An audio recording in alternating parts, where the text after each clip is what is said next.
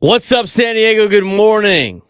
Good morning on a Sunday in our normal time slot. I'm Braden Surprenant. We're going to have a good time on a Sunday morning from 8 to 10. This is the usual time slot I will be in throughout the rest of the year. Next week's going to be a little bit different because we have the Super Bowl. And there's a little bit of changing around over the first month, obviously, because we had pre-stuff to take care of before NFL games. I was out of town last weekend for my college roommate's wedding that was already pre-planned. I was in the wedding, couldn't bail out of the wedding to do a talk show, unfortunately. And then, of course, this weekend, Pro Bowl, didn't have anything in front for the Pro Bowl. So I got to come on to my normal spot. Next week will be on Saturday from 9 to 11. Time tentative to change. And then once the Super Bowl is over, we'll be back from 8 a.m. to 10 a.m. every single Sunday. It's going to be great. Leading into Padres baseball, recapping the night before. It's going to be great during the fall when we got Padres baseball, college football, high school football, recap leading into NFL Sunday and Padres baseball. Hopefully, we're talking some Padres playoff baseball in October, and I'm going to get to that in just a little bit. But it's going to be great for us to have some local programming. I know we had Rich Herrera on earlier. He used to be somebody I used to work with, and it's cool listening to Rich leading into my show. But that being said, a lot of national media stuff that doesn't apply to San Diego or doesn't get me as hyped in San Diego. I had a huge basketball game last night at Viejas Arena. The crowd came out in full force, and San Diego State kicked Utah State's ass. And a great win for the Aztecs yesterday at Viejas Arena on national television. It might be a thing where they can't play on CBS. Maybe that's where it's difficult. But I think it's because of the home court advantage is such a huge thing for San Diego State. And they really showed their dominance yesterday against Utah State. Looked really good on all facets of the game. We're going to talk about that in a little bit. But you had a big win like that, and the next thing you knew, you're not going to talk about it till Monday. That's where I come in. So again, grateful for the opportunity to kind of reset this a little bit after I was off last week, but we're going to have live and local programming each and every Sunday from 8 to 10 right here on 97.3 The Fan. I'm looking forward to it. I'm even looking forward to a little bit more when it comes to baseball season, because then we can really dive into some Padres talk, which has been very, very quiet. Just to kind of recap the week in Padres land, they signed Wandy Peralta. It's not an official signing yet. They haven't officially signed him yet. He's not on the 40-man roster.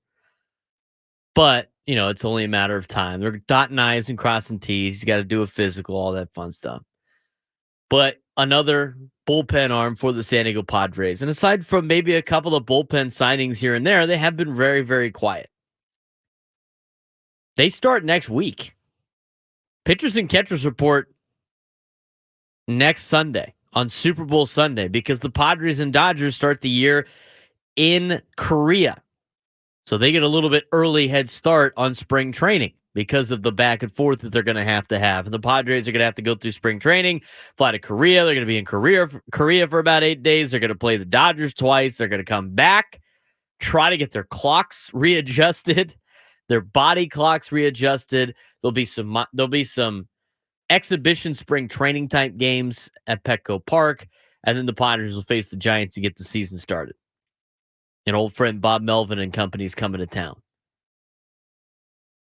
So with all of that happening, they get to start a little bit earlier than everybody else, but they're still missing a lot of pieces of this roster. They still don't have a full 40-man roster. They got a lot of pitchers. Probably reached their allotment of pitchers. Don't have a center fielder. Don't have a left fielder. Got question marks in certain spots. We heard reports that Manny Machado's thinking he's going to be ready to go for the season to start. That'd be great. He's been working out hard in Miami. And hopefully he's ready to go. But on top of that, hopefully Yu Darvish is ready to go and Joe Musgrove is ready to go. You got a nice 1-2-3 for the San Diego Padres. I mean, Michael King has been talked about as a guy that has ace-type stuff if he stays healthy. Very young pitcher still, but that being said, a nice 1-2-3. Bullpen is loaded right now for the Padres. I think the bullpen is loaded. I think it's vintage Padres baseball bullpen where you get to the sixth inning with the lead. That's a victory. At least on paper. They're going to have to put that together during spring training and make sure everybody's ready to go. And it's a double-edged sword because as lights out as that bullpen can potentially be and be a huge asset for this Padres team, you could also run into some problems with the bullpen if you overwork them because you only have 3 starting pitchers. Remember that in 2019? You had some pretty good outings out of some of the young pitchers, the Eric Lauers of the world. Remember Nick Margavicius had a couple of good starts at the beginning of the season, and they had Matt Strahm in the rotation. Chris Paddock looked really good. But the bullpen was really saving them in the first half of that season. And by the time the bullpen ran out of gas and those young arms could not pitch anymore, all of a sudden the bullpen went from an asset to a major liability, and the Padres just crumbled down the stretch. Had some bright spots, obviously, with some young players, but really crumbled down the stretch. So it's a matter of being able to use your bullpen, loading up a lot of arms in that bullpen that are lights out, high power arms, while also not burning them out. That's going to be the big player for Mike Shildt this season and potentially for seasons to come as the Padres reset that competitive balance tax, which it sounds like they're going to reset. So we'll talk more about that in the 9 a.m. hour. I put my sheets all jacked up. I'm so used to jumping on the air at 10 in the morning with Annie and Elson each and every day during the midweek. So I had everything down. It's like 10 in the morning to 11 o'clock hour, 10 o'clock hour, but it was really 8 and 9. When I signed up for this, it was a great opportunity. Waking up this morning, it was a little tough. And I didn't even do anything. I didn't even go out last night. My family was at a wedding. Congratulations to Jason and Rachel Patel, who had a wedding yesterday. I was not there. I had a lot of different things I had to do. I had USD women's basketball last night on a phenomenal college basketball afternoon. I mean, yesterday's if you were a college basketball fan, you must have turned on the TV early in the morning, put on Fox, watched UConn and St. John's, and went all the way through the evening to Gonzaga and St. Mary's. I mean, we had so many great basketball games yesterday in college basketball. In the middle, I went and worked the USD women's basketball game. They played host to San Francisco. And, good for Cindy Fisher and the USD women's basketball team for snapping an 11-game losing streak to finally get a win after losing 15 of the last 16 games. Just absolutely brutal stretch to go out and beat the third best team in the West Coast Conference in standings in the San Francisco Dons and beat them by 11 points. The sigh of relief, the excitement after the game of those girls that have put in so much hard work to finally get a win. It was great to see. It was one of the best things I've seen all weekend. I got to talk with Cindy Fisher after the fact and in a post-game interview. She was so elated about the win. It was like a monkey just felt like off her back for getting the win. So I wanted to give them a shout out. Shout out to two of the local teams winning yesterday. Again, we're going to talk about the Aztecs a little bit. You see San Diego took a tough loss to Long Beach State. So they're one game behind Irvine, who knocked off Hawaii yesterday in the Big West standings. It'd be cool for UC San Diego to win the conference in the regular season. They can't do anything postseason. I know they're thinking about trying to petition like James Madison did in football, but I would imagine that's probably not going to work out for them. And the USD Toreros went up to Santa Clara and beat down the Santa Clara Broncos, who had some pretty impressive wins so far this year. And the Toreros getting back on track a little bit. They've won 3 of their last 4, and they've climbed their way up in the West Coast Conference standings after a brutal start to West Coast Conference play. Those are some of the local games. We had some great college basketball games throughout college basketball. Houston and Kansas, TCU, Texas, Baylor, Iowa State, to name some of the Big 12. SEC games were great. Tennessee and Kentucky last night. I mean, you go down the list of all the college basketball games. It was a nice little teaser coming up for March. We're still a month away from March Madness, still a month away from, really contested college basketball, but this is the time where it's really heating up in conference play.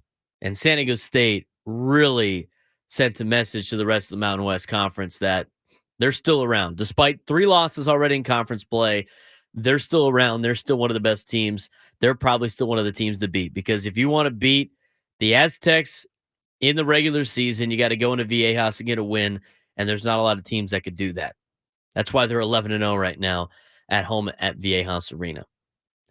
We got a great show planned today. I want to get the phone lines going. I want to answer your questions in the chat. We are streaming on YouTube. We're on Twitter. We're on Facebook. Thanks again for starting your morning with us. If you want to jump in on the phone lines, 833-288-0973, 833-288-0973. I'm going to check some of your comments as much as I can during the show, but I'm also going to do it, a little bit off air. It's a one-man band back here as I have taken over the station at 8 in the morning on a beautiful Sunday. A beautiful Sunday morning before the big rainstorm hits. Remember to batten down the hatches tonight and tomorrow. Should be a ton of rain coming San Diego's way, and get yourself prepared for anything that might come its way with the rain.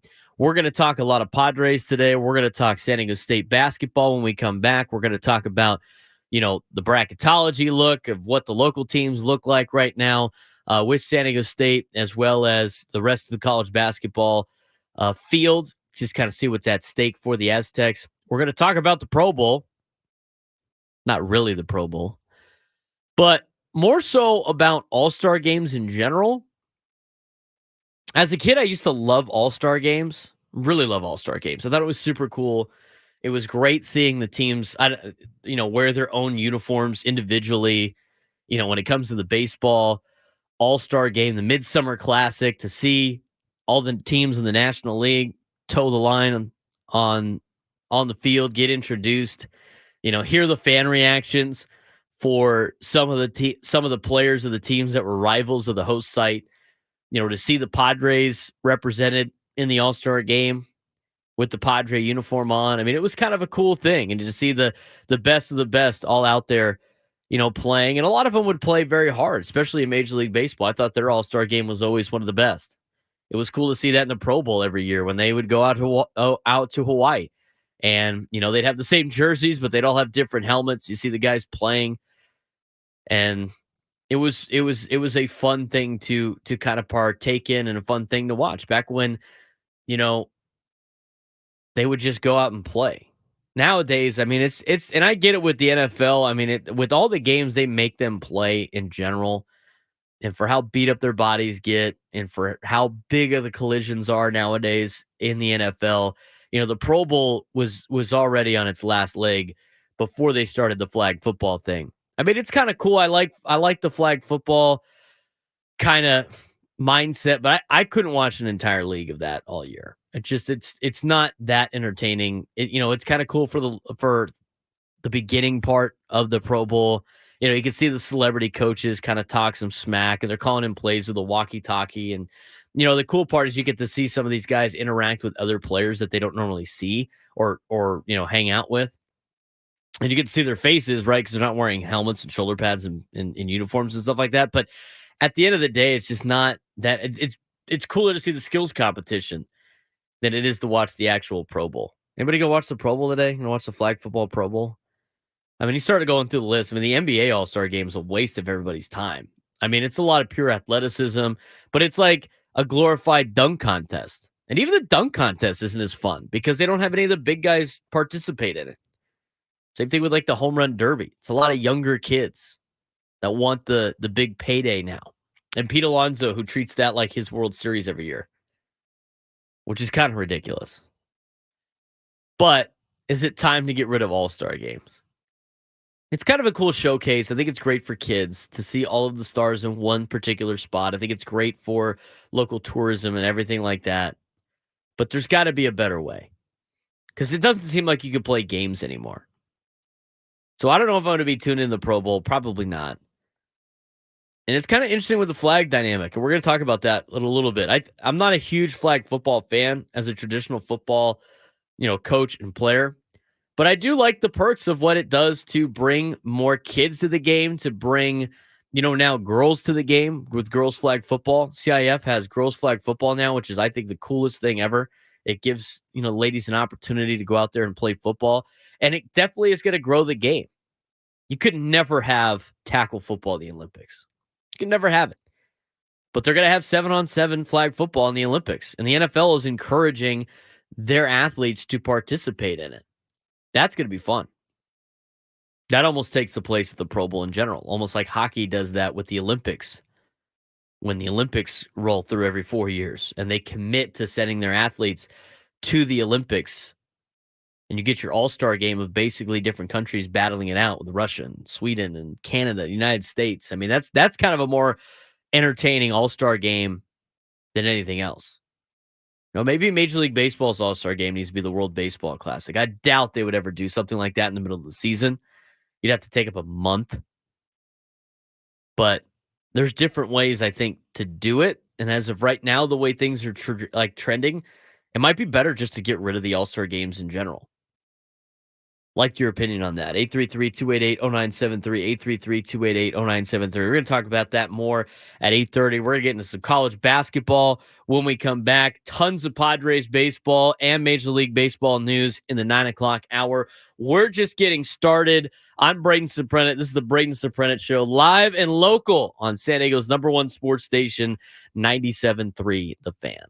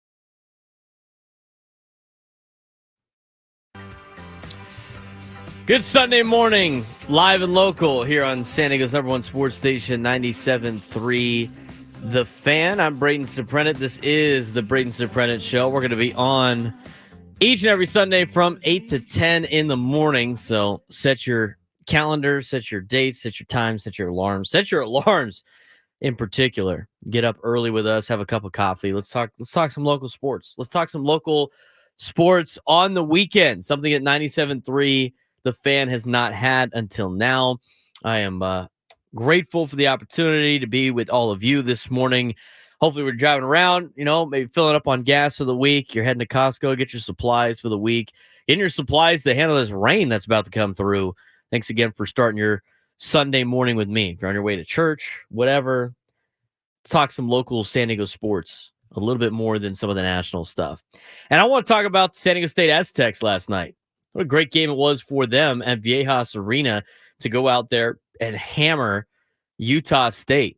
There's a couple times where Utah State went on a run early, but San Diego State closed out the first half well by going into halftime up 42-36. They outscored Utah State 39-31 in the second half, cruising to an 81-67 victory against the Aggies in a huge day from Jay Powell.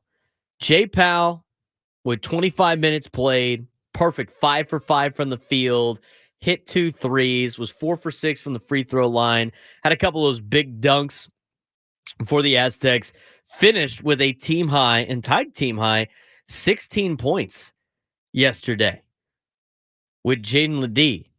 We all know about Jaden Ledee, and Jaden Ledee needs to be, he is the guy for the Aztecs. Played 35 minutes last night, also with 16 points. But when the Aztecs are really firing all cylinders, they're getting some supporting cast help for Jaden Ledee. Jaden Ledee is the guy that's going to be the go-to player when you need the shot, when you need a good opportunity, especially in tournament play, with everything that he has done during the offseason, what he has accomplished so far this year, and all the award watch list he is on. But when the Aztecs are playing at their top of their game, aside from the defense that is always very good for Brian Dutcher and Steve Fisher before that, for their reign as the head coaches here at San Diego State, the offense has always been kind of the struggle, aside from maybe like one player. This Aztec team last season had a bunch of guys that could go out there and contribute. Big reason why they ended up making it to the Final Four and eventually the national championship. They're going to need a little bit more of that. Last night, you saw it. Yesterday afternoon, Ledee had 16. Jay Powell had 16. Darian Trammell had 12. Micah Parrish had 14.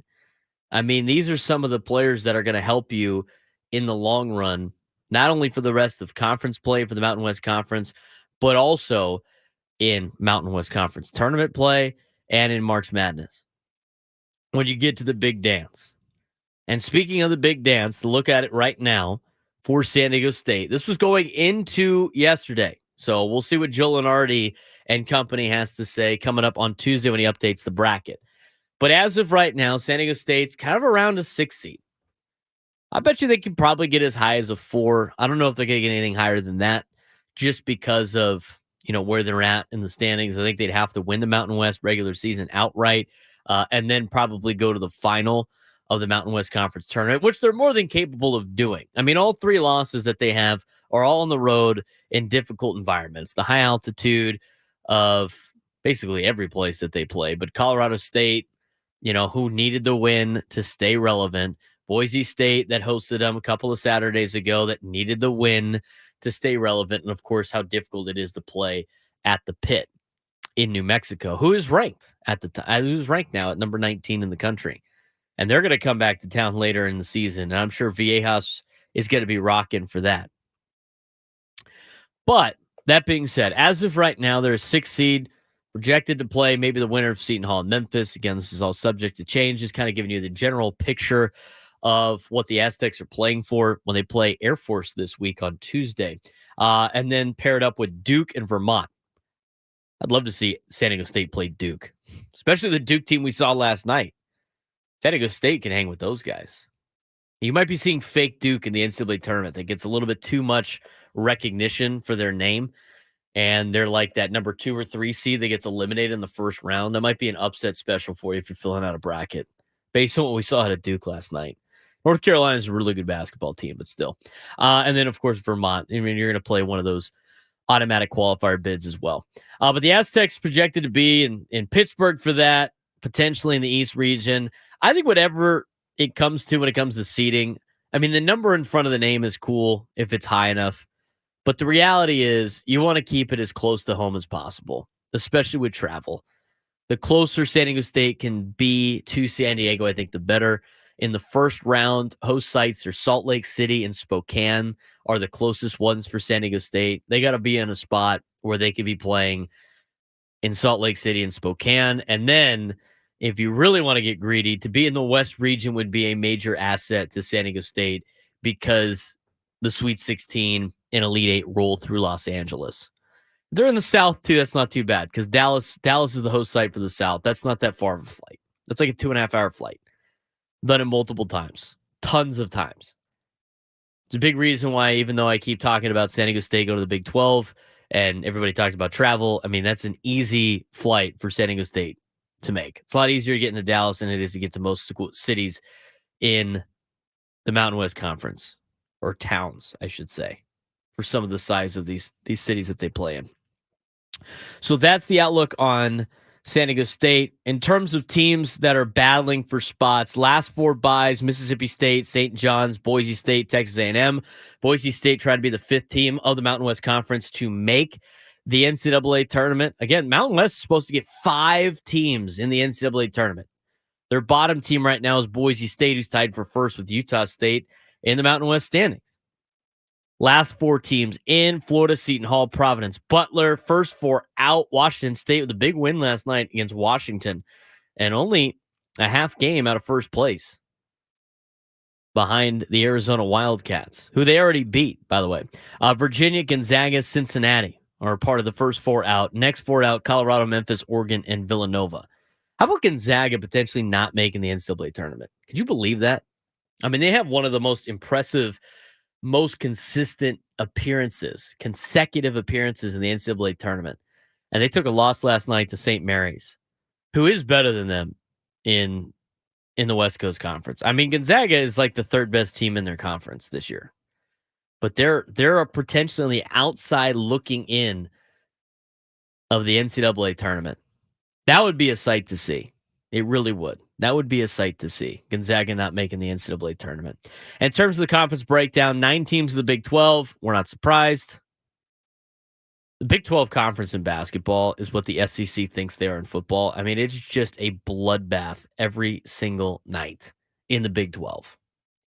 If you haven't watched Big 12 basketball yet, you got to turn it on. It's like vintage ACC basketball. Every game is an absolute battle.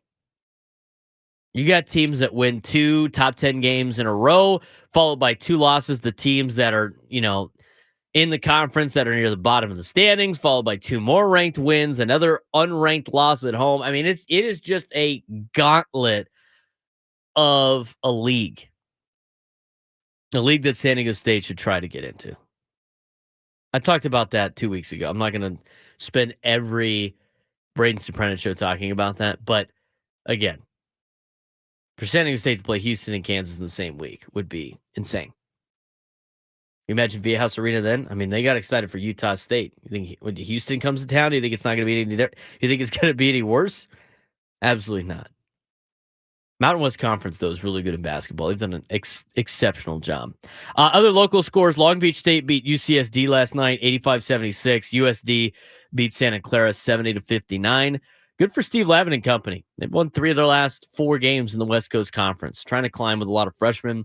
Tough loss for Eric Olin and the UCSD Tritons. They're now 9-2, which puts them in second place, tied for second place with UC Davis, who they had already beaten, and 1 game behind UC Irvine. That will be a rematch coming down to Lion Tree Arena on February 24th.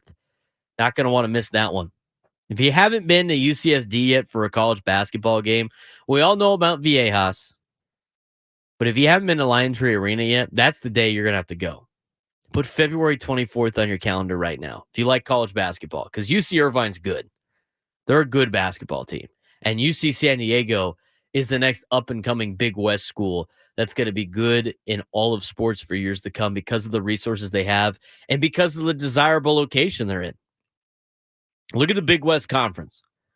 All of the UCs and Cal State schools, aside from Fresno and San Diego State and San Jose State, obviously, with the addition of Hawaii, but it's Cal State Northridge and Cal State Bakersfield and UC Davis and going down the list, Long Beach, Santa Barbara, Irvine, UC San Diego, Hawaii. And you start looking at some of these Big West schools in the Big West Conference. Look at the schools that are good year in and year out and every year, in every sport. UC Irvine, UC Santa Barbara. What do those schools have in common? Besides the fact that they're blue and gold like every other UC school, and they have the exact same fight song because all the UC schools have the same fight song for some reason.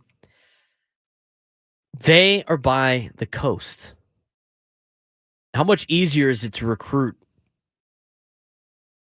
players out of high school for UC Santa Barbara and UC Irvine to have them come play baseball or basketball or, whatever other sports you're thinking about when you're out recruiting the rest of the Big West? Would you rather go play in Bakersfield, California, or live in Santa Barbara? Would you rather go to Davis or play at Irvine and live in Newport? Would you rather get stuck in traffic all day long trying to petter around Fullerton? Or would you rather live in La Jolla and go to UC San Diego? The Big West is afraid of UC San Diego. Not this year, but in the next couple of years, because they're going to be a force in the Big West Conference. And they're already starting to show it. I mean, they've been in the Big West for only a couple of years now. They're already at the top of the leaderboard in basketball. They won the conference in baseball last year. From a D3 school to a D2 school to now a D1 school. Remarkable turnaround for UC San Diego.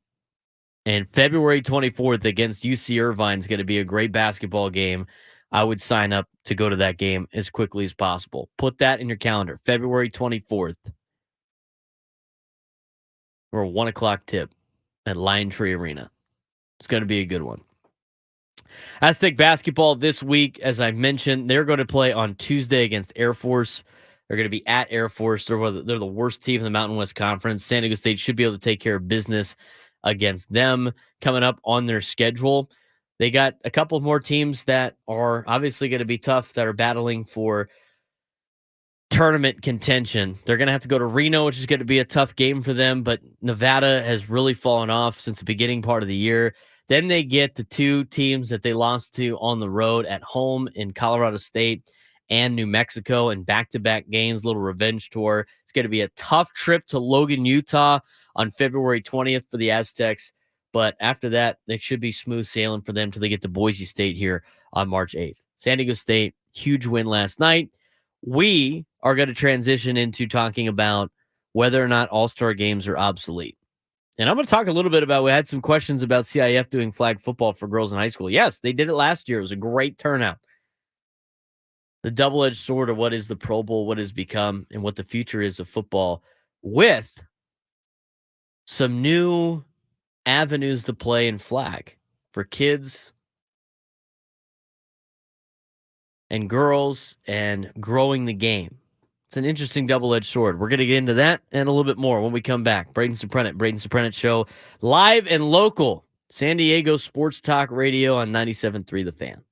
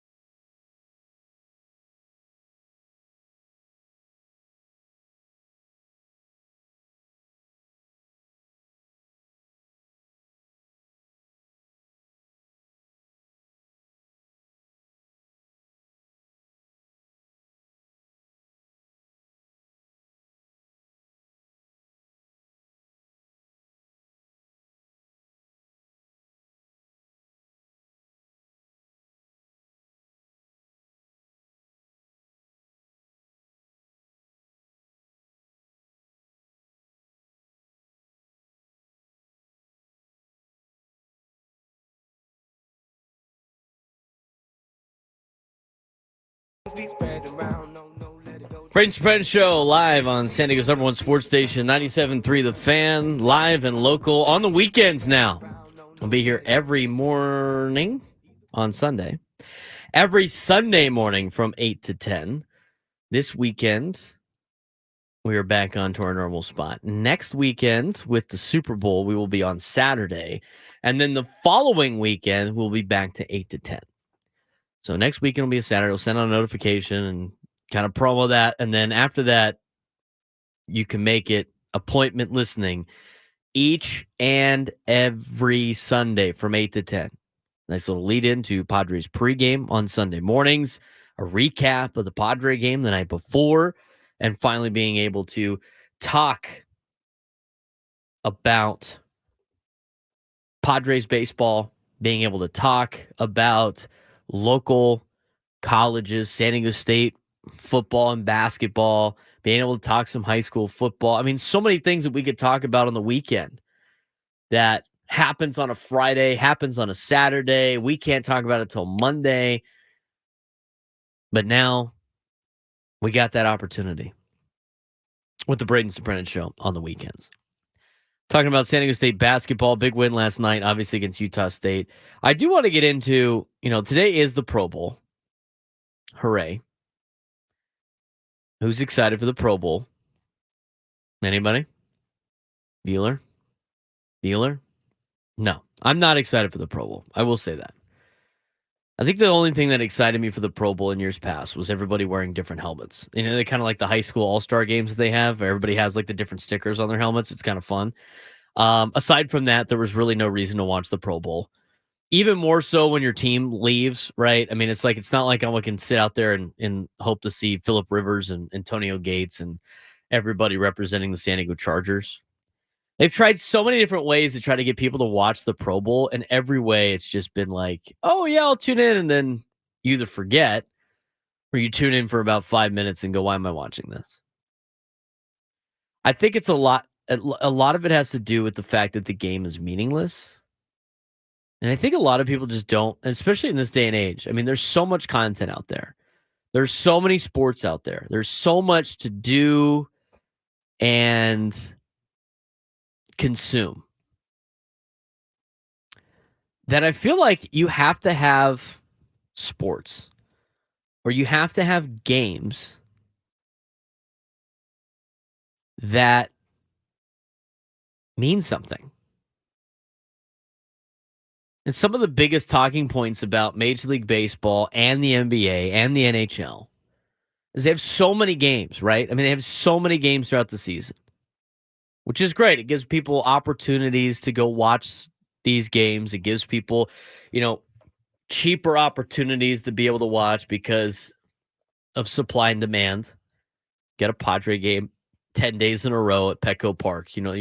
Not all of them are going to sell out for $500 a pop. You can bring your family to baseball. That's why baseball is so appealing. I mean, there's so many games that you could casually go watch, but at the same time, you get the argument that baseball is boring, right? Baseball is boring. Young people don't like baseball. It's boring. Let's make up all these different rules to get people to like baseball. That's not the case. It's only boring because in the middle of the season, as much as you can say every game does matter, and it does. I mean, the games at the beginning of the season count just as much as the games at the end of the season. The intensity is not there, and the players know it. Because a couple of at-bats in the middle of June against the Rockies on a Tuesday night is not going to knock them out of the playoffs. Theoretically. Psychologically, it's not going to do that. And so the intensity is down. And the only time you see high intensity in Major League Baseball is for big series during the regular season. Some big-time rivalry series. Two teams battling for first place. Padres, Dodgers. I mean, I remember watching, before the Padres finally started getting a lot better, I remember watching Dodgers, Giants going, this is so cool. I wish Petco Park was like this.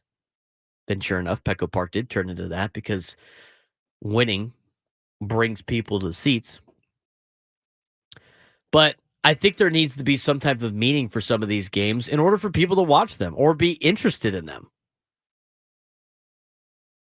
Aside from a very small population of people that have this diehard love for particular sports.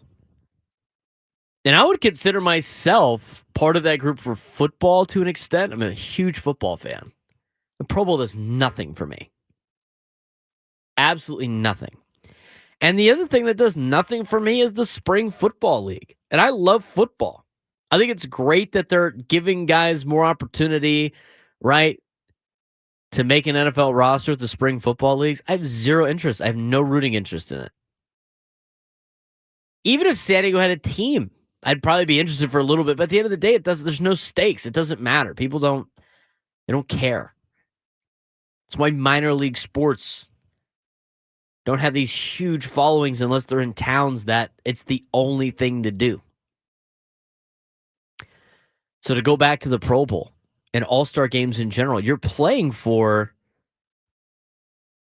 nothing. It's for prize. It's just exhibition. You like exhibitions. I mean, unless you're in a town in the SEC with an SEC team, and that is your only team, you're not signing up to go watch a spring game, an exhibition. You go to spring training because it's fun. You could drive around and see a bunch of different teams just kind of play some games, and it's cheap. You can see a bunch of teams, in one day. But it doesn't mean anything. It's not exciting. And the Pro Bowl's the same way. Regardless if it's flag, regardless if you draft the team. I mean, there's so many different elements that the NFL tried to do to get people to watch the Pro Bowl. It's never going to work. Maybe you don't need a game. Anybody watch the skills challenge on Thursday? I didn't watch it. I forgot it was on. Some of them are pretty cool. I think the precision passing is cool. Hitting the target. I'd like to try that. It's not good that Dan Orvalsky, who hasn't thrown a ball in a long time, has been sitting behind a desk at ESPN, outdueled two quarterbacks in that gig. That's not pretty good. But the throwing, the precision passing was cool. Best catch is okay. You got high stakes, which you start off with a football in hand. Each player will attempt to catch punts with a jugs machine. Each player that succeeds in catching the football without dropping others will advance the next round, attempt to catch an additional football. Player who catches the most footballs wins. That's like the Pac-Man Jones from Hard Knocks challenge. That's kind of fun. They let these guys play golf, too, closest to the pin challenge in golf. I don't know how that is appealing to NFL fans. Dodgeball is kind of fun. Watching professional athletes play other professional or not professional sports. Watching professional athletes play schoolyard recess games is actually highly entertaining. I mean, watching them play dodgeball and be like kids again is kind of funny. I like the long snapper snapshot game too. That's kind of fun. Get the long snapper some love. But aside from the skills challenges, I have no interest in the Pro Bowl. If it wasn't for the 3-point competition, skills challenges in the NBA, and what used to be the dunk contest, I have zero interest in the NBA All-Star game. I mean, the NBA itself doesn't play any defense. You're going to watch the All-Star game where they definitely don't play any. I mean, it's just like it's a free-for-all dunk. It's more of a dunk contest than the actual dunk contest, which is cool for like 5 minutes. Major League Baseball used to have a great All-Star game. There was intensity. They were playing for something. I think you could be on both sides of the spectrum on this one.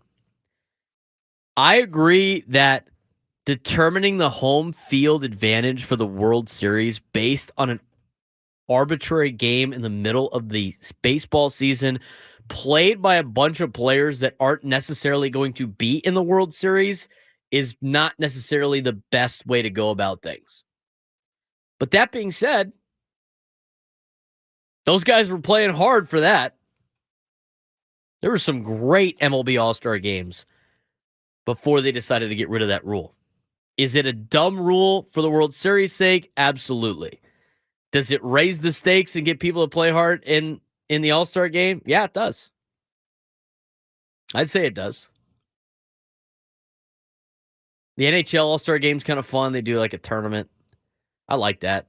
Divisions play against each other in a 3-on-3 tournament. To me, that's the only kind of fun one now that's left. But I think you have to be kind of into hockey for that. And again, at the end of the day, it's like it's just bragging rights that our division's better than yours. But again, it's arbitrary because some divisions kind of coast and others, go really hard. The flag football thing is interesting to me with the NFL. It's a big push for them. Obviously, with everything going on with the concussions and the CTE investigations, and some of that's a little bit blown out of proportion, but a lot of it is still good research, still being researched.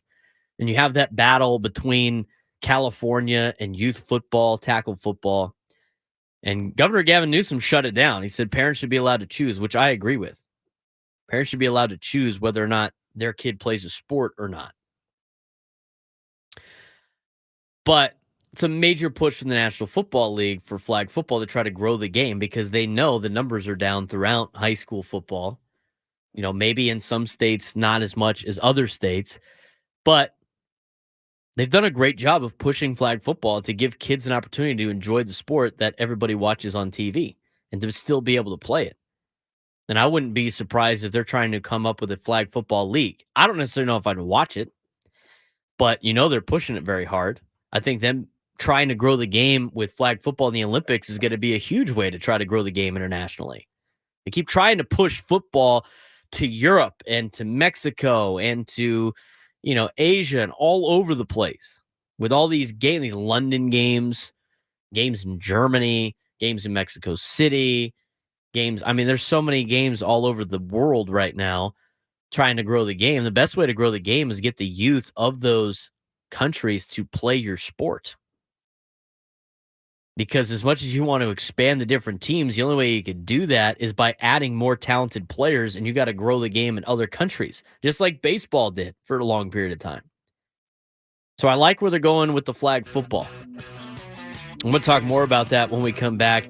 And in the next hour, the last hour of the show, we got a lot of Padres baseball to discuss. A lot of Padres baseball to discuss. They start in 1 week.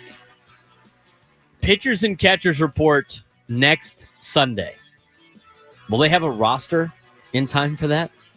We'll discuss that and much more. Coming up next, second hour, Braden Surprenant Show, San Diego's #1 sports station, 97.3 The Fan.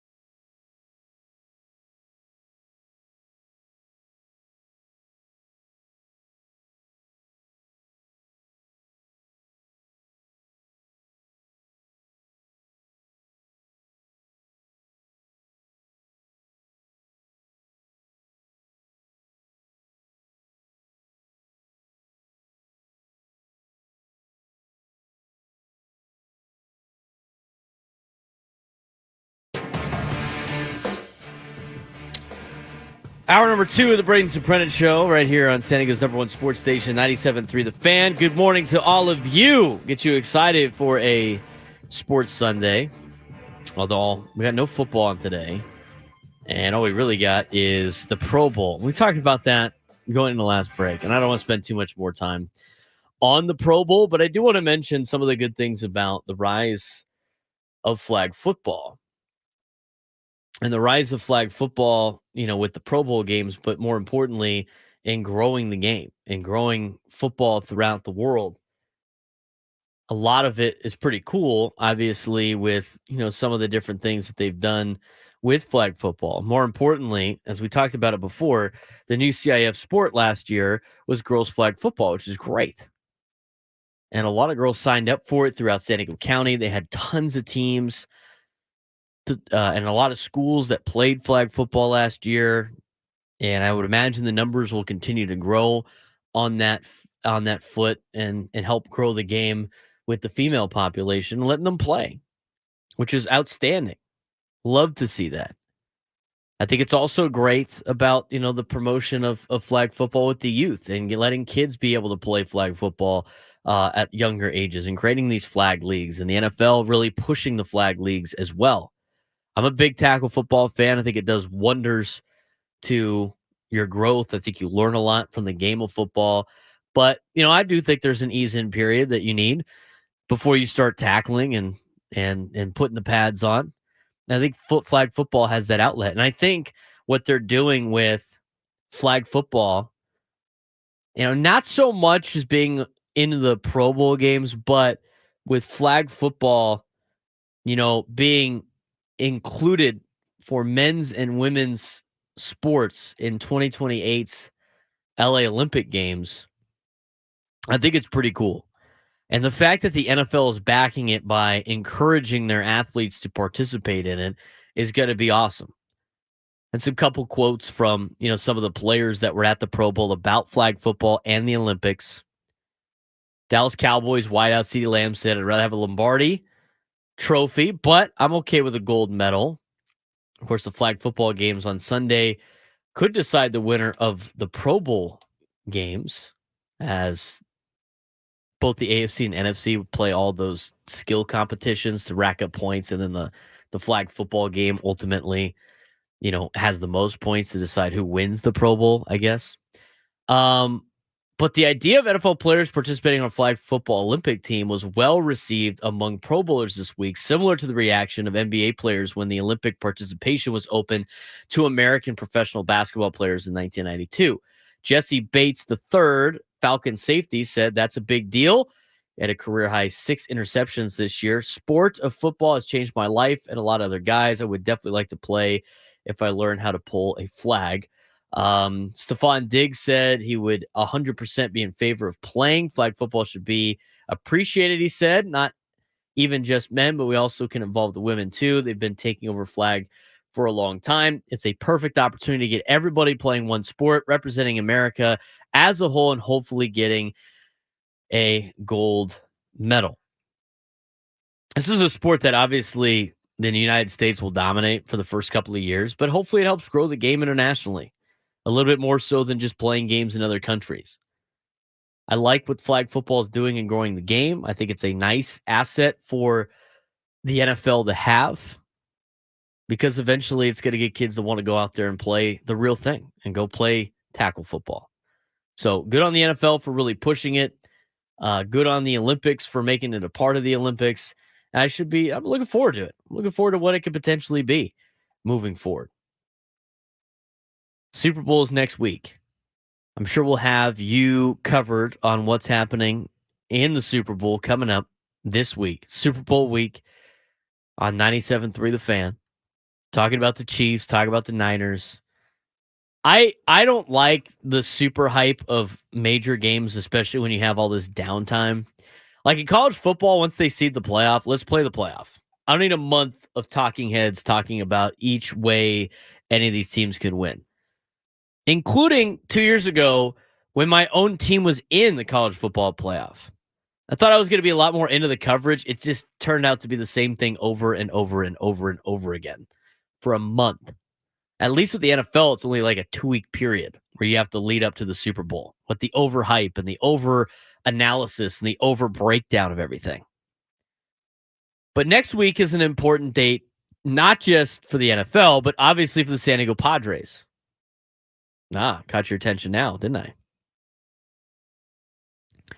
San Diego Padres are reporting to Peoria, pitchers and catchers, next Sunday on Super Bowl Sunday. They get the early trip out to spring training because they're playing the first game for Major League Baseball in Korea.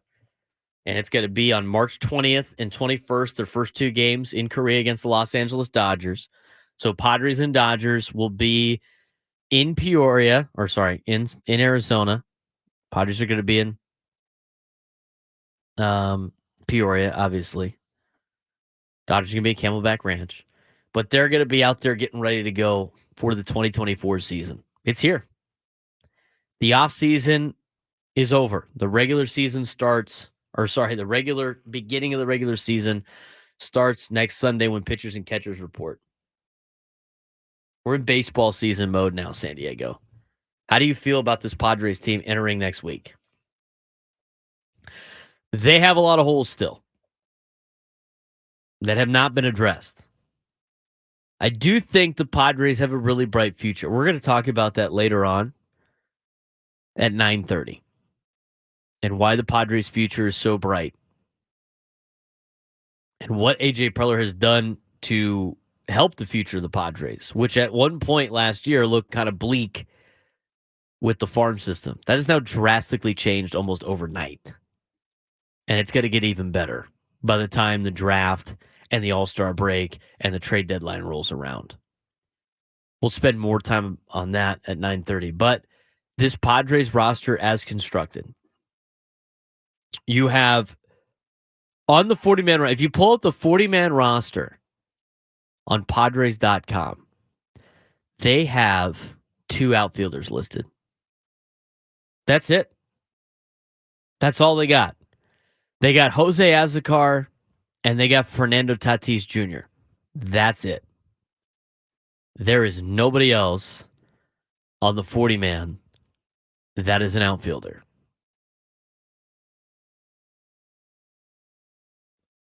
Obviously, that needs to change before next week. I know there was some rumor that Tommy Pham was interested in potentially coming back. I don't know if the feeling is mutual from you Padres fans.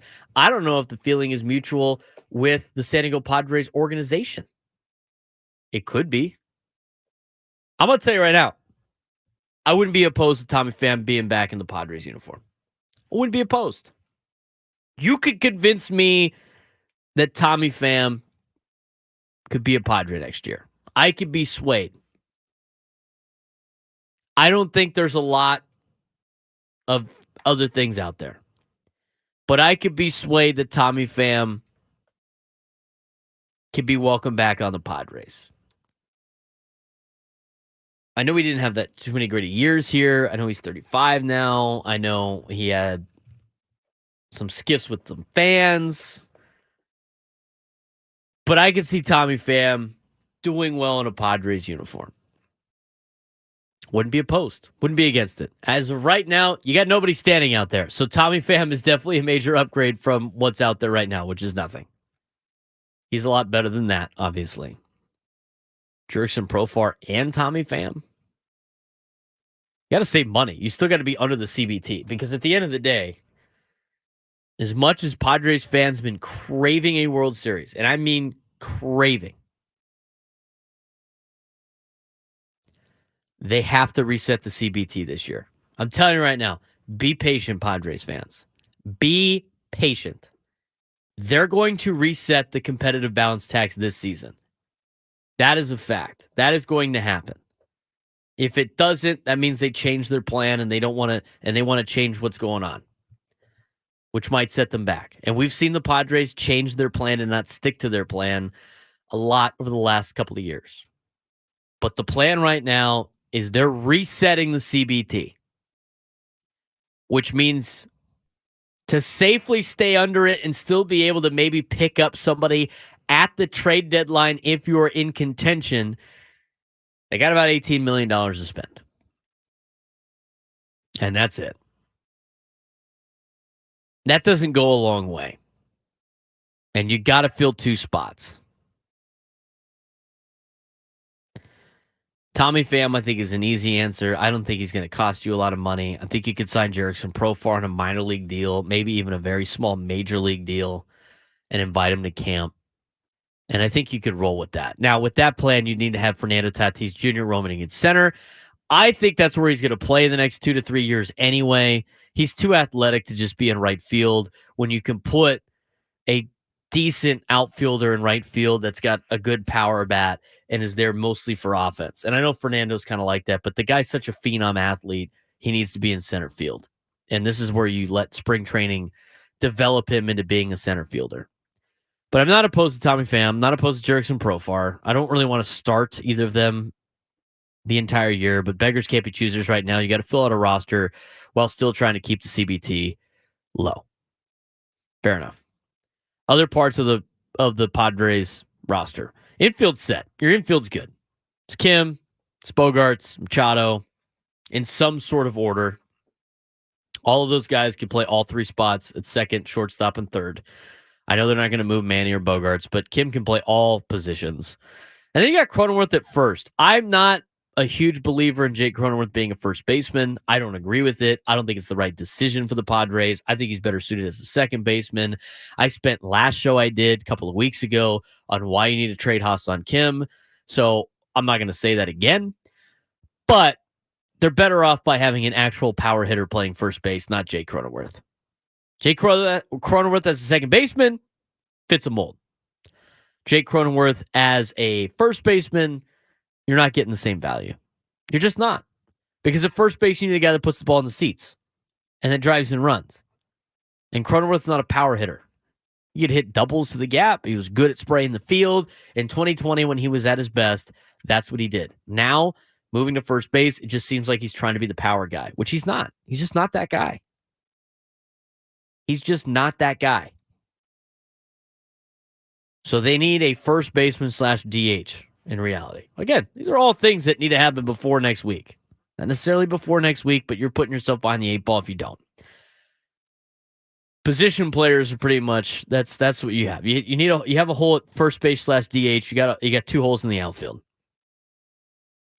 On the bench, you got nothing on the bench. I mean, you got Higashioka, which is fine. But I mean, you're gonna carry 2 catchers with Brett Sullivan. I doubt it. You know, Jose Azocar should be on the bench, but as of right now, I guess he's in the outfield because you only got 2 outfielders. Tucupita Marcano, who got DFA'd from the Pirates. I know he's a former Padre. I mean, serviceable, I guess, but he's not. You know, do you want him coming up in the 9th inning when you need a pinch hit? I don't. No offense to Tucupita Marcano. I don't want that. Eggy Rosario? You want Eggy Rosario to come up with a game on the line in the 9th inning? I don't want Eggy Rosario coming up with a game on the line in the 9th inning. And I don't want Matthew Batten in that spot either. They're just not those kind of players. They're just not. It's not their fault, but they're just not that kind of player. The bench is a very weak spot. Rotation is questionable because you got to keep these guys healthy. Darvish, Musgrove, and King is a good 1, 2, 3. That's as good as a 1, 2, 3 you're going to get in Major League Baseball. It's really good. You can have it in any order, whatever you want to do. It's a solid 1, 2, 3 in the rotation. It's not a bad rotation. But after that, I mean, I don't know who's starting on the 4th or 5th day. Matt Waldron, we're going to go with the knuckleball guy. I know he looked pretty good a couple times, but, you know, is he a guy that after Major League Baseball adjusts to is going to make that adjustment and be just as good as he was before? I don't think he is that guy. We'll see. But I don't think he is that guy. Pedro Avila, I think he was serviceable too. I think he could spot start. But I think most of the time in the bottom half of your rotation right now, unless you go sign a starting pitcher, is going to be a swingman. And you had one of the best in Nick Martinez. He's now in Cincinnati. And they didn't bring him back, and he wasn't going to be relatively expensive either. The strength of this team is definitely the bullpen. Suarez, Cosgrove, Steven Wilson, Wandy Peralta, Johnny Brito, Enyo de los Santos, Matsui, Woo-Suk Go. You got other names, too, that are battling for spots. Adrian Morejon, Gillespie, Alec Jacob. You got Otto, Groom. You got Vasquez you got from the Yankees. Kolek, who you picked up in the Rule 5 draft. He has to be on the team. Experiments with Patino potentially being back in the Padres organization. The young phenom Iriarte that people keep talking about how great he is. And I'm looking forward to seeing him. So you have a really good bullpen. And here's where I was talking about before. I mean, because people were asking in the comments, I'm trying to monitor as much as I can. But you're looking in the comments with the Padres, and it was like, do you think the Padres are contenders this year? Be honest now. I think they can get a wild card spot, even as constructed right now, because your superstars are still better than most teams that are, in the middle of the bunch. I mean, start breaking down some of these teams the Padres are competing with for a wild card spot, especially with the expanded playoff. You don't have to worry about the Dodgers. Who cares? Who cares about the Dodgers? You don't have to worry about them. They're going to be good. They're probably going to win the division. You don't have to worry about them until the postseason. Just beat them 3 times, which in baseball happens all the time, especially to that ball club in October. So you don't have to worry about them. I mean, Padres and Giants right now, who's a better ball club? I know Matt Chapman is still available, and we'll see if the Giants end up landing him. It sounds like they're very interested in doing so. But you look at the Giants roster, I mean, they're good. They're not great. If you look at the Giants roster, Padres fans, you sit there and go like, we can't beat those guys. Absolutely, we can't do it. They're just too good. We can't do it. No, you can beat those guys. The Padres are good enough to beat the Giants. They're good enough to have a better record than the Giants at the end of the year. Same thing with the Diamondbacks. Diamondbacks had a lot of young players. They improved a couple spots, but at the same time, they could still beat the Diamondbacks. I'm not afraid of them. Their starting pitcher got better. It's not world-beating starting pitching. They could beat them. Those are just teams in the division. You start looking at the other teams in the other leagues. I mean, are there going to be more than one team coming out of the Central Division? Cardinals loaded up, but I'm not that afraid of the Cardinals. I know they're always going to be there, but they'll probably win that division. The Brewers are in shambles right now. Padres are better than the Brew Crew. Cincinnati Reds. The Padres are better than the Reds. Even though they got a lot of young talent in Cincinnati, I'd take the Padres ball club over the Cincinnati Reds ball club. They're better than Cincinnati. The Chicago Cubs, yeah, they picked up a manager, but that's about it.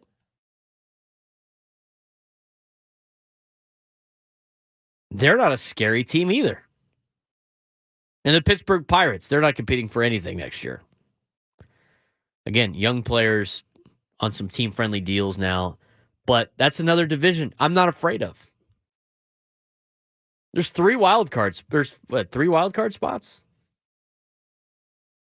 4 wild card spots? 3 wild card spots.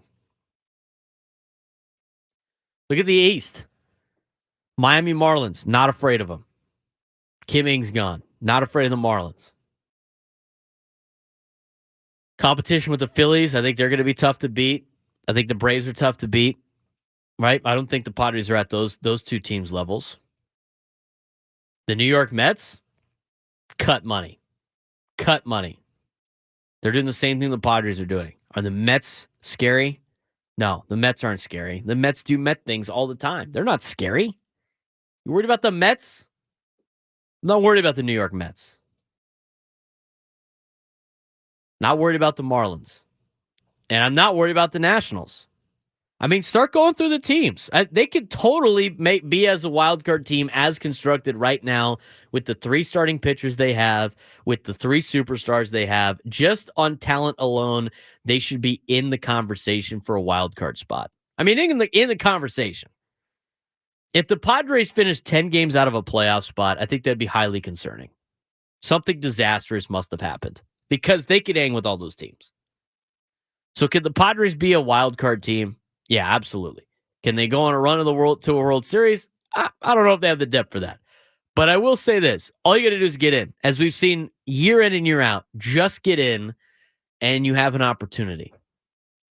Because the baseball playoffs are such a crapshoot. There's no guarantee that any of the top teams will ever win. With time off in between, with pitching matchups, with rest, with the flukes of baseball in general, you got a chance. The Padres do need to get a couple outfielders. I know some people were like, well, Tommy Pham's a right-handed hitter. I get that. They do need some left-handers as well. But you got to start finding some players here. And here's the deal. Because I know I'm late and I got to get to a break. I'm going to talk about the bright future of the Padres of their farm system coming up at 9:30. But as much as people are saying like, oh, Jackson Merrill can project to be a corner outfielder, I'm sure he can.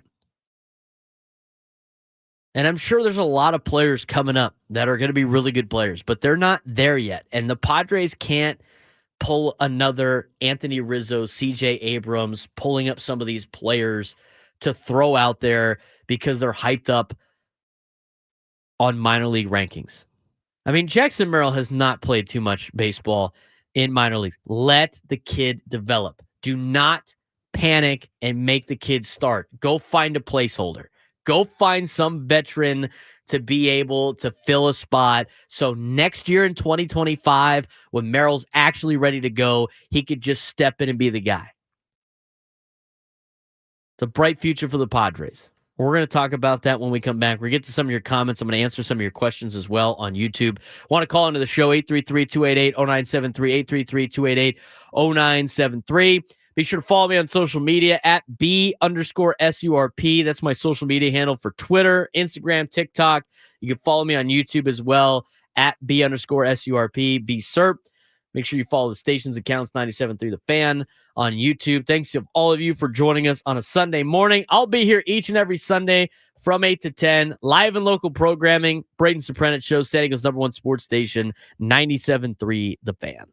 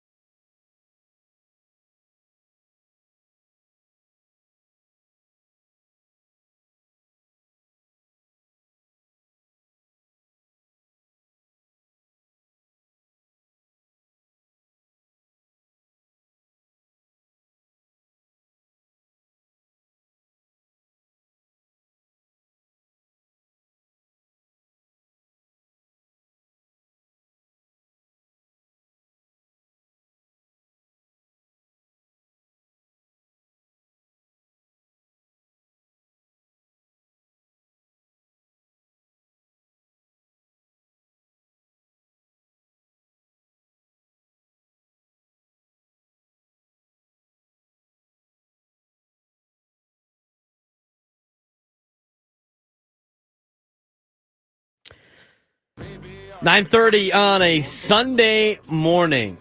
Thanks again for joining us today. It's the Braden Surprenant Show live on San Diego's number one sports station, 97.3 The Fan.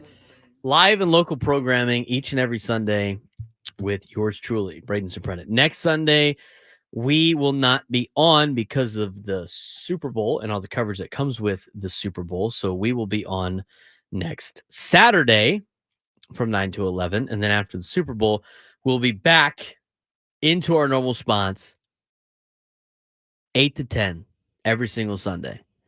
And we'll start having Padres spring training baseball to start breaking down. Padres report to camp next Sunday. On Super Bowl Sunday, the Padres will have pitchers and catchers reporting, which is great news. We got some Padres baseball coming our way. And the Padres' future is very, very bright. I'm going to talk to you about that in just a little bit.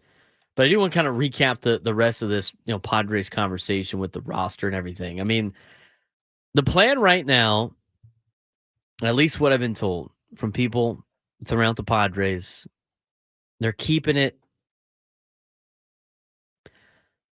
under the CBT. The competitive balance tax is going to be reset this year, which means they're not signing big-time names.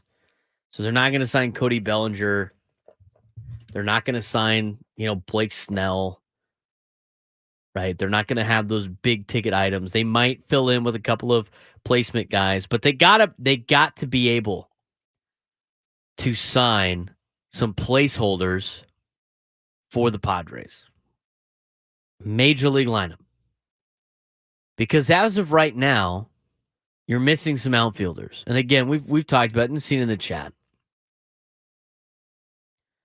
about some of these players that are some depth pieces, right? And where Jackson Merrill might be in the future for the Padres and where you could place some of these young guys. And the young guy, the farm system's loaded. I don't really like talking about the farm system. I was hoping we would graduate that with the Padres being able to spend at the top, because I just think it's just, I think it's cool to talk about every once in a while, but most of the time it's just this hope that things are going to get better. And I think it's such a, it just seems like a Padres mentality of it's okay. Like everything's going to be fine. Future's coming. I've been told that my entire life being a Padres fan. Just every time it was like Padres farm system's great. These guys are coming. It's going to change the organization. This player is going to be the savior of the franchise. I mean, I've heard that so many different times as a Padres fan, growing up in San Diego, fourth generation San Diegan. I mean, just so many times. It's the future is bright and it's coming. We have all these young guys. They're just going to fill in. They're going to be great. They're going to be all-stars. They're going to be the greatest players ever. And it hasn't really panned out that way. So I don't want to just sit here and like break down minor league stats. It means nothing. It means nothing. What you do in the minor leagues really means nothing. I've talked about it before with the minor leagues. The minor league baseball is designed for about 2 to 6 players in the organization to get game reps. That's what it's for. And those players are usually superstar type players. So when Fernando Tatis Jr. was coming up through the minor leagues for the Padres, everybody else on his roster was there to fill out a team so Fernando can get better. That's the hard truth about minor league baseball. It's designed for 2 to 6 guys per organization to get game reps. Everybody else is just playing mock games for them. That's brutal to hear if you're a minor leaguer. And obviously there's some guys that can break out of that and have an opportunity, and late draft picks that have gone on to make it to the pros, make a name for themselves. But that's the reality. So the Padres need to hang on to those 6 guys, and then they can trade the rest. But that's not a guarantee that those 6 guys are all going to be studs. It's such a crapshoot. If there was a formula for being able to do this and be successful every time, that organization would never lose a World Series. They'd never lose. They'd win every year. I mean, as much as we give the Dodgers credit, and they should get credit for their minor league system, I mean, they messed up on Yordan Alvarez. They sent him elsewhere. Didn't think he was going to be what they thought he was going to be.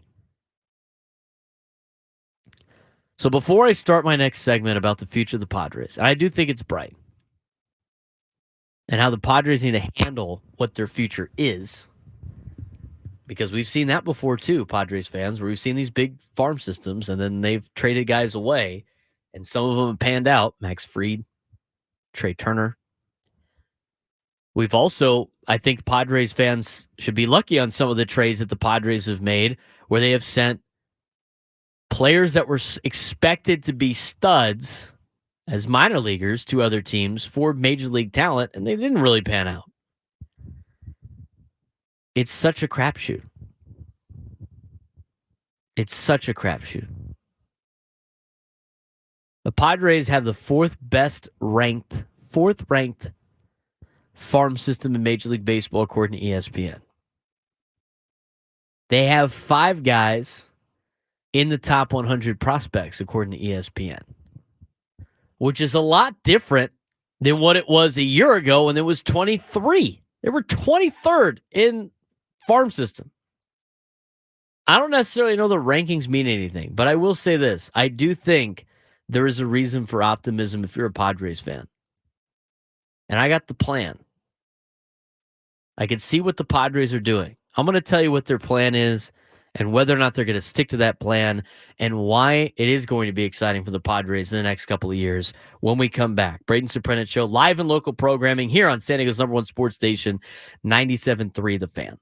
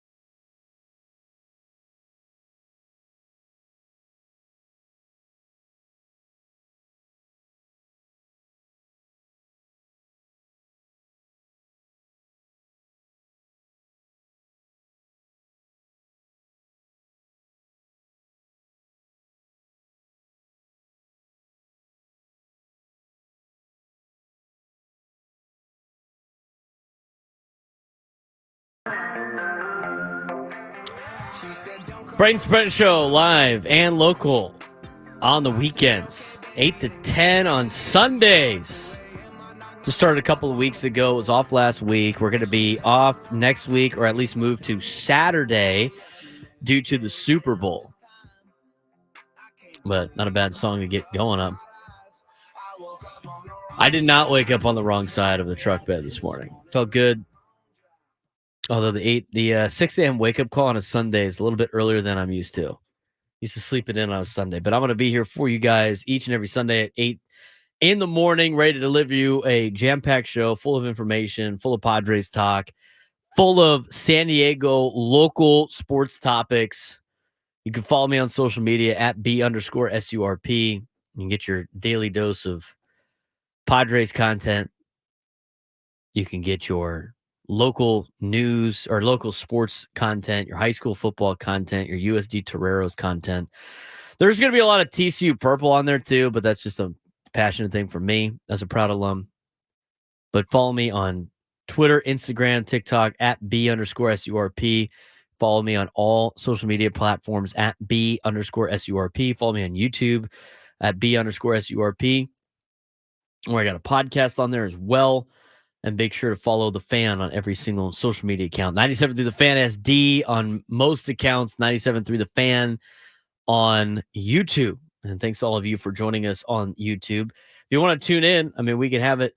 YouTube, you can pull up on pretty much anything nowadays and be able to be part of this conversation. Got all your texts coming through, all your chats coming through. A lot of people chiming in on some good things. We were talking about Padres baseball and a reason for optimism in the future. I wanted to throw out my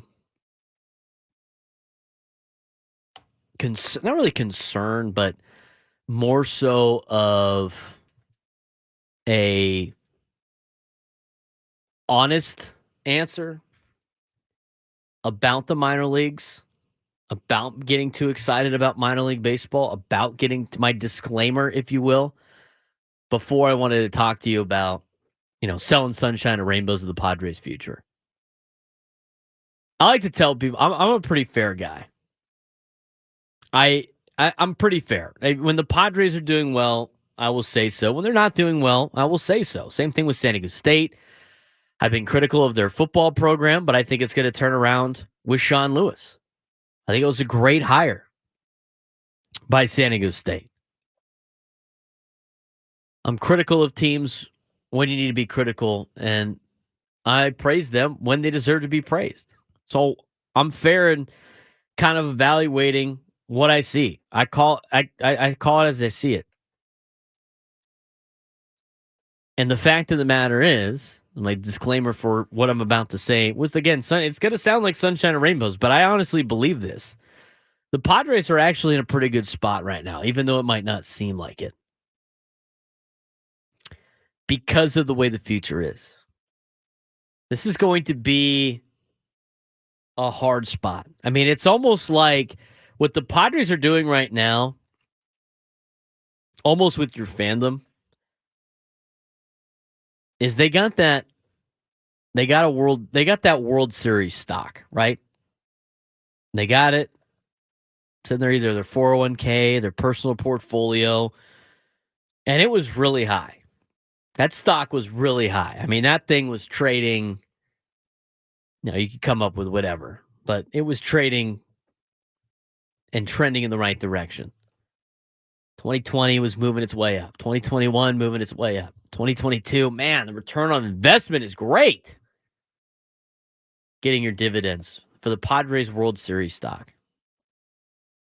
And then it was probably at its all-time high in February of 2023, right before FanFest. That was the all-time high of the Padres stock. Got to be able to buy low and sell high. And then as the season started to progress, it started to lose a little bit. And it kept working its way down. Maybe a couple of days it was up, and then it started moving its way down. Not to catastrophic levels, did not plummet, but it started to move down. And Padres fans held the line through the trade deadline. They're hold. Gotta hold. Diamond hands. Gotta hold. So they hold through the trade deadline. Padres miss the playoffs by 2 games. Stock continues to go down. They don't sign some players that I think Padres fans were expected to sign. You see Josh Hader leave. You see Blake Snell leave. Stock continues to go down. Haven't made too many offseason pickups. Stock continues to go down. You trade Juan Soto. Stock really goes down for a lot of Padres fans. And now all of a sudden, it doesn't seem like it's worth hanging on to anymore. Sell. Time to sell. Sell it. Sell it. We have to sell. You're not getting your return on your investment. We got to sell. It doesn't look good. I'm telling you right now, Padres fans, you got to hold. You got to hold through 2024. It's not going to seem like it's bright, but you got to hold through 2024. Hold. Hold on to your Padres World Series stock, and I'm going to tell you why. They have to reset the competitive balance tax. That does not mean the Padres are going to no longer spend money. And I know that seems to be the tree in front of the Padres fans, but right now I'm telling you, take a step back and look at the forest of what the Padres are doing. They have to reset the CBT for so many different, for draft pick reasons, for international signing reasons, for penalty reasons. They have to reset the CBT. Let them do it. They are talented enough. Again, is it a full roster, complete roster? No, it's not. But they are talented enough to be able to be in the wild card race this season. I went through those teams in the beginning part of the hour. Go through the National League. As much as I did not think the Padres going into the season is going to be very good, they do have a very big asset in their bullpen. I think that's a strength of theirs. They got a couple of superstars out there that can help carry a team. They got 3 good starting pitchers. That's good enough to beat a lot of the teams in the National League. Go through the teams. Go through each division and tell me what teams are better than the Padres aside from the ones that are expected to win their own division. There's not a lot. I mean, some of them are probably just a little bit better than San Diego. But they could still win with what they have right now by also resetting the CBT. Look at the free agent class next year. Free agent class next year is better than the one this year. I know this year had Shohei Ohtani. That was the big white whale everybody wanted. But in terms of depth, next year's free agent class is huge. You got more help coming on the horizon in the minor leagues. Some of these guys are going to pan out. Not all of them. We've talked about that before. Padres have the 4th ranked farm system in all of baseball going into the season. For as much as the Padres have struggled to get on-field results, A.J. Preller has continually flipped the farm system multiple times. I mean, they ranked 23rd in their farm system last year in Major League Baseball. 23rd. They're back up to 4th. They're back up to 4th. And I'm going to tell you right now, as ESPN points out, most of their players, their top 5 guys that are in the top 100 according to ESPN, top 6, they got 6 guys in the top 100 according to ESPN. Not a lot of them are going to be graduating off the prospect list by playing multiple months in Major League Baseball this year. And the only one that might do it might be Jackson Merrill later in the season, which means they're going to stay at number 4 unless they trade players, which I don't think they're going to do. I think they're going to hold, and they're going to have to hold. And you add the draft, which the Padres have done well with. You add another trade deadline, and we'll see what the Padres can put together. But I wouldn't be surprised. They could potentially, going into 2025, have the best farm system in all of baseball. What does that mean? Couple of things. You get 2 or 3 guys max out of that to add to your Major League roster, and you use the other prospects to trade to other teams to pick up other players, which they could still do this season. Let A.J. Preller draft. Let him go through the draft. And then part ways with some guys at the trade deadline if you're in contention, which I think they'll be. You got Ethan Salas, who's 17. Jackson Merrill's 20 years old. Robbie Snelling is 20 years old. Drew Thorpe is 23. Leolis DeVries is 17-year-old shortstop. They just got international signing. He's the best international prospect in this year's class. Dylan Lesko, he's 20 years old. I mean, that is your core group of guys in the next 5 years. In 5 years. Some of them will come up before that, but in 5 years, when you still have some of these guys under contract. It might seem bleak now, but I'm telling you right now, hold, because the World Series stock is going to increase again. It is. It's going to increase again. It might be tough for this year. 2024 might be a little bit unlike what we're used to in the last couple of years for Padres baseball. But I tell you what, they don't have the target on their back anymore. They got guys that are hungry and ready to play. They got guys that are hungry from New York that want to be something in Major League Baseball, that want to take the most of the opportunity. They need some of those players. The Padres have been lacking those young players that are hungry to go out there and compete each and every day. Paired with some veterans that know how to do it, they're going to be good enough to compete for a wild card spot. It's not punting on the season, but they got to reset the CBT.